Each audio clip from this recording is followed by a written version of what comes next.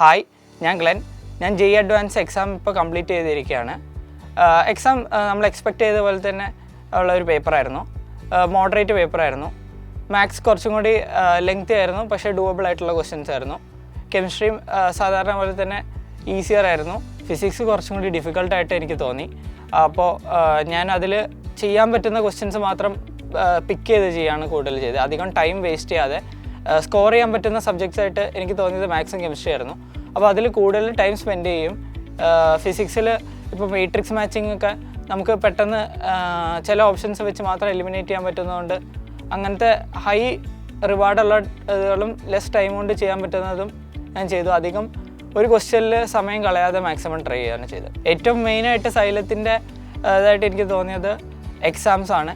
Exam എഴുതാൻ പോയപ്പോൾ നമ്മൾ അതിന് മുമ്പ് ഓൾറെഡി 6 hour മോക്ക് എക്സാംസ് എഴുതിയിട്ടുണ്ടായിരുന്നു, CBTs എഴുതിയിട്ടുണ്ടായിരുന്നു. ഇത് ഭയങ്കര ഹെൽപ്ഫുള്ളായിരുന്നു. എക്സാം എഴുതിയപ്പോൾ എനിക്കൊരു ഫിയർ അങ്ങനത്തെ ഒരു ഇതേ ഉണ്ടായിരുന്നില്ല. ജസ്റ്റ് നമ്മളൊരു മോക്ക് എക്സാം എഴുതുന്ന പോലെ തന്നെ പോയി എഴുതിയതാണ്. ഒരു എക്സാം എഴുതാൻ പോകുമ്പോൾ ഒരു കോൺഫിഡൻസ് ഉണ്ടായിരുന്നു. നമ്മൾ ഇത്രയും പ്രിപ്പറേഷൻ ചെയ്തിട്ടുണ്ട്, ഇനി എഴുതാൻ വരുന്നത് വരെ നമുക്ക് ആ സമയത്ത് നോക്കാമെന്നുള്ളൊരു കോൺഫിഡൻസ് ഉണ്ടായിരുന്നു. Especially in the case of maths study materials ഭയങ്കര ഹെൽപ്ഫുള്ളായിരുന്നു. നമ്മൾ കുറേ DPPs, ഓരോ ഇയർ വൈസ് ഉള്ള പേപ്പേഴ്സ് അതെല്ലാം സോൾവ് ചെയ്തിട്ടുണ്ടായിരുന്നു.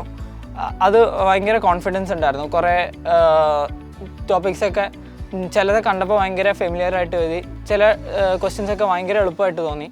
അങ്ങനെ മാത്സ് അങ്ങനെ ചെയ്തപ്പോൾ ജനറലി JEE അഡ്വാൻസ് എന്ന് പറയുമ്പോൾ മാത്സാണ് ഏറ്റവും ഡിഫിക്കൾട്ട് ഇൻ ഇന്ത്യ, അങ്ങനെയാണ് പറയപ്പെടുന്നത്. പക്ഷേ എനിക്ക് മാത്സ് കൺസിഡറബിളി ഈസിയർ ആയിട്ട് തോന്നി ഇത്രയും ക്വസ്റ്റ്യൻസ് എല്ലാം ചെയ്തുകൊണ്ട്.